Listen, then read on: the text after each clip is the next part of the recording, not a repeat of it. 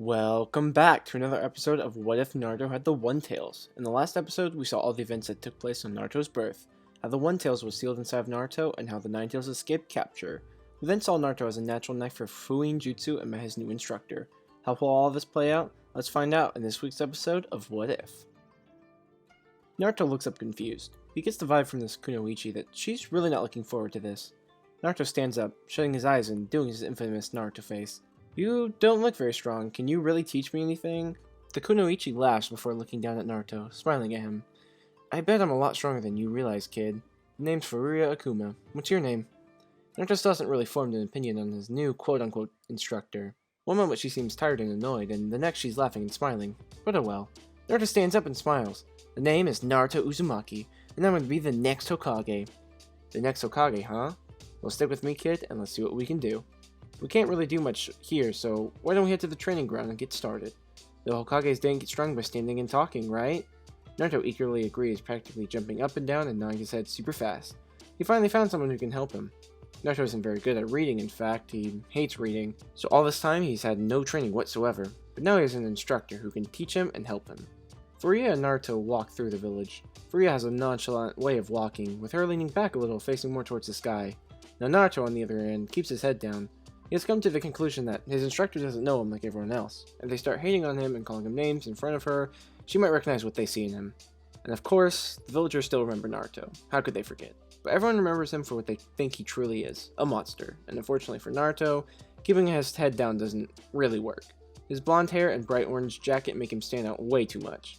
All eyes are now on the pair as people start shouting out disgusting things at Naruto per usual.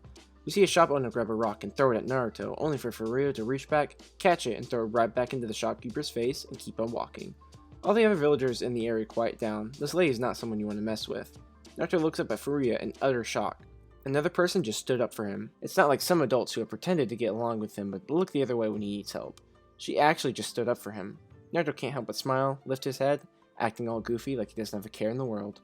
The duo finally arrived to the training grounds, with Furuya immediately instructing Naruto to stand several feet away from her, telling him to prepare for hand-to-hand combat. Now Naruto is a little confused, but he shrugs. He's not good at taijutsu, but he also didn't think he could use Fuin Jutsu, so honestly, who knows? Maybe he'll have a knack for it too. They both start to stretch, with Naruto finishing first, very eager to fight. They both get ready in their fighting poses as Furuya throws a kunai into the air. Once the kunai lands, they dash at each other. Naruto goes in straight for a punch, with Furuya grabbing it and tossing him aside. "You'll have to do better than that, kid." Naruto smacks against the tree, falling on the ground. He struggles a bit to get back up, almost falling back down. He literally landed right smack into the tree, knocking the wind out of him. He didn't think she was going to take it this serious, so he underestimated her. He finally gets back into his pose, dashing towards Furuya again, going for another straight punch. Furuya grabs his arm and throws him again. "Think outside the box, kid. A straightforward punch isn't going to land half the time unless you set it up properly." This repeats 2 more times, with Naruto going for a straightforward punch and getting flung aside, which causes Furuya to sigh and get a little annoyed. Maybe Naruto's a lost cause already. She thought she would have fun instructing him, but if he's not going to adapt to his situation and impress her, then what can she do? She'll still have to train him since the third Hokage requested, but if he can't prove himself, her heart just won't be in the right place. Naruto once again makes his approach, throwing out a punch right at Furuya's stomach. Furuya lets her guard down, getting into the rhythm of tossing Naruto aside. He's just an academy student, so maybe she overestimated him. She goes to grab Naruto's fist again, but just before impact, Naruto quickly swings his right arm to his side, switching his momentum completely to his left leg. He raises it, going in for a hard kick right at her head. Furuya can barely raise her arm to block the kick. Now Furuya, being an elite Jonin, is a bit surprised at what Naruto just displayed. Maybe she's overthinking, but maybe Naruto was letting himself get thrown around so she would underestimate him, get bored, and let her guard down, only to go for a straight knockout. She realizes she can't underestimate Naruto and loses focus of her situation, who she's battling against, raising her hand to cast a jutsu, before her eyes land on Naruto once again, snapping her in place as she suddenly realizes that Naruto's just a kid, and an academy student at that. He knows nothing to defend himself. Her hand sign caught Naruto off guard, and he quickly jumps back. Furuya sighs and scratches the back of her head. "You did good, kid. Let's go ahead and take a small break."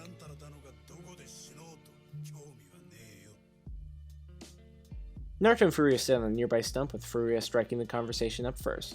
"So, tell me about yourself." Naruto sighs softly, getting a tad bit worried again, remembering how all the villagers treat him. He ignores her question and asks, "Do you know what I am?"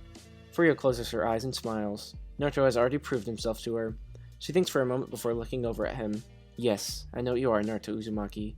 You're my student. From then on, Naruto and Furuya would meet up several times a week, with Naruto learning about chakra control. Besides that, they would often spar with basic hand-to-hand combat. Naruto would often ask why they would have to spar with hand-to-hand combat at all, with Furuya telling him, "Once you run off chakra, what will you do? If you don't know how to fight, you're dead." Naruto also would beg for Furuya to teach him ninjutsu or even fuinjutsu, with her dismissing him, telling him he needs to learn better chakra control first. Of course, Furuya still had to go on missions as a jonin, which left Naruto all by himself, bored out of his mind. One day, Furuya was summoned on a mission and accidentally bumped into Naruto. She usually didn't tell Naruto when she was leaving. She doesn't know why, just that it feels best not to tell him. But this time, she has no choice but to talk to him. She looks down at him, telling him that she'll be gone for a little, and for him to keep working on his chakra control, to Naruto's dismay. Then she adds, "And if you do good, I'll teach you jutsu just like you want. But only if you get better with chakra control." Naruto practically jumps up and down before Naruto suddenly gets a really good idea. If he just tags along, then when they settle down to camp, Furuya will have time to train him. He quickly tells his instructor bye before he runs home, grabbing some kunai and shurikens and packing them in his bag. He then heads over to the entrance of the village, watching and waiting. He gets bored, but luckily doesn't have to wait too long as he spots Furuya and her two squad members. They start to head out, but instead of dashing through the trees like Naruto expected, they just casually start to walk, following the path. Naruto gets a little confused, but starts to trail along, like tripping, falling down a hill, and struggling to get back up in classic Naruto fashion. After walking for about 5 hours, the group stops and starts to set up camp, with Naruto hiding and waiting for the perfect time to reveal himself. The voices sound a little off, and he doesn't hear his instructor, but maybe she's just doing something or even sleeping. He doesn't really know her too well, so maybe she just fell asleep. Once they finish, Naruto decides it's time to surprise them, so Naruto does just that. He jumps out behind a tree, arms wide open, expecting a surprised look on his instructor's face. What he wasn't expecting was to see 3 stone shinobi, who quickly look over at Naruto, ready to attack. Naruto's eyes widen. "Huh? But you aren't..." But Naruto has no time to think. He tries to scramble and run away, but they quickly capture Naruto and tie him up. Now Naruto has never been in a situation like this and is scared out of his mind, but he can't do anything about it. He starts thinking back. How did he get himself into this situation? Well, he did fall down that hill and struggled to get back up for quite a bit, and when he did, it seemed like the group didn't move at all. Now that he thinks about it, they were even wearing different clothes. Maybe that's when Naruto got confused. Naruto starts feeling like an utter idiot. He got himself captured and is probably going to die, and it's totally all his fault. The stone shinobi start to talk about what they're going to do with Naruto, mentioning things like Leaf, random shinobi, and Kid. They decide that Naruto is just a kid after all, so that they should just take him back to their village. When suddenly Furuya and her team jump out of the trees, attacking the stone shinobi. Naruto gets a front row view as he watches a battle between true shinobi. He keeps watch of his instructor, fighting without holding back. It's an intense battle with Furuya's 2 teammates getting knocked out, and Furuya being all that's left. She quickly rushes over to Naruto, defending him as the 3 stone shinobi start to close in. We then suddenly hear a familiar noise. Furuya turns her head around, looking at Naruto and revealing her 3 Tomoe Sharingan. I suppose this isn't the best time to really introduce myself, but I'm Furuya Uchiha. It's nice to meet you, Naruto Uzumaki. Furuya then dashes forward, blitzing one of the stone shinobi and punching them right in the stomach, just like Naruto was trying to do to her. The shinobi gets launched into the forest, smacking right into a tree and passing out. She then looks over, seeing another stone shinobi start to make the signs for a jutsu, so she throws a kunai right at their face. The stone shinobi obviously goes to block the kunai, and before they know it, they get a hard kick in the stomach from Furuya, sending them flying into the tree. She looks at the other stone shinobi, who is slowly walking backwards, clearly afraid. Furuya stares into their eyes, casting them under a genjutsu, before she slowly walks up to them, striking at their neck and knocking them out. We hear the noise again as she deactivates her Sharingan and ties up the stone shinobi. She then sets up her team against trees and unties Naruto. Naruto just stares in awe. What was up with her eyes? Naruto has a million questions asked, only for Furuya to go first. Naruto, what the hell do you think you're doing here? You could have been killed! Naruto looks down, knowing he messed up. He states his reason. Well, I just thought that maybe if I tagged along, then when you guys stopped to set up camp, we could train. That's all. Furuya sighs and smiles softly before she squats down and hugs Naruto tightly. I was worried, dummy. You're not ready to leave the village yet. I'm a jonin. I'm leagues above you, which means my missions will also be leagues above you. You need to be careful, do you understand? Naruto hugs Furuya back, nodding and holding back his emotions. The two hug for a bit before ending the hug with Naruto saying, What the heck is up with your eyes? Furuya rubs the back of her head before speaking. Well, I guess I should tell you my story. My name isn't Furuya Akuma. My name is Furuya Uchiha. I don't know if you know this, but someone wiped out the Uchiha clan. I think me and that one kid in your class are all that's left. I was spared, but not because whoever attacked my clan spared me, but because I was a failure. My mother and father loved me, treated me well, until I was 5 years old. They handed me a chakra nature paper, and once I put my chakra into it, we found out that my primary chakra nature isn't fire, it was earth. They immediately kicked me out, calling me all sorts of names like a failure, and saying that they wish I was never born. This hurt a lot. I was given everything. Then I had nothing. I didn't even have any friends. I just had my family. I never had any reason to leave my house because I had everything I wanted, so my parents were all I had. As they were saying those nasty names, my eyes started to hurt. I closed them, and when I opened them again, I suddenly could see differently. I looked up, at both my mother and father's dismay. I had awoken my Sharingan. They started to ridicule me harder and harder, getting violent and throwing things at me, only stopping once they started getting attention from other clan members. At this point, I decided to run to the only place with the only person I thought could help me. I went to the Hokage's office and begged the guards to let me see the third Hokage. They of course declined me, but I got lucky. All my shouting got his attention. He came out saying something like, "What's going on here?" I quickly told him my story, how I was kicked out of my clan, deemed a failure, and had no one or nowhere to go. I withheld my emotions for so long until now. I broke down in front of him, sobbing. He comforted me, saying everything would be okay. He gave me an apartment to live in, all paid for by him, and sent me allowance to spend on food. And since I wasn't a part of my clan anymore, I decided I should change my clan name. Lord Third helped me a little bit, and we came up with something pretty good, Akuma. I owe Lord Third a lot, so I decided to get stronger and stronger. I was fueled by rage. I saw all these other kids with parents who loved them, and I was all alone. This rage and jealousy from seeing both my parents casting me aside and seeing all these other kids with parents who loved and appreciated them made me train even harder. I trained until I couldn't train anymore. I trained until every part of me was aching. I trained until I finally got everything I needed to learn through my head.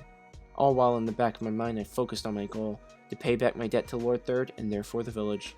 Fast forward a bit and the Uchiha clan was wiped out completely. I believe my parents got what was coming to them, but at the same time it still hurts. I still miss them and wish I could have lived up to their expectations, but I didn't. And it's over now. After hearing the story, Naruto hugs his instructor again. He relates to his story quite a bit. Being deemed a failure, living alone, having no friends.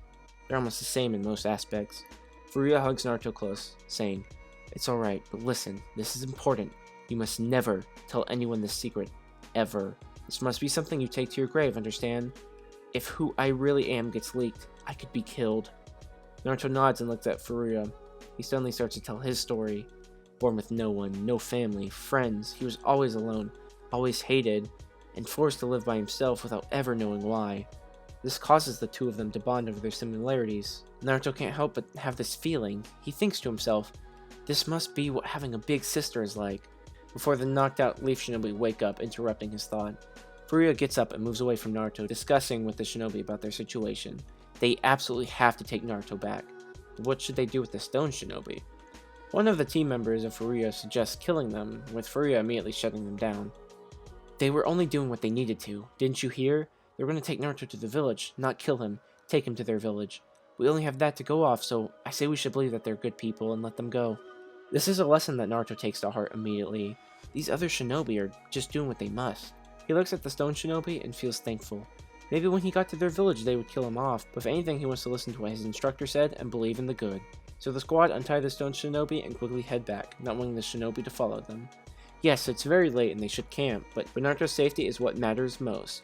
They'll put Naruto above themselves and their mission. Since Naruto can't tree jump, Furuya gives him a piggyback ride with Naruto falling asleep on the way. Naruto finds himself in that place he often does when he falls asleep. This time he can see something. Something tan with blue markings all over it.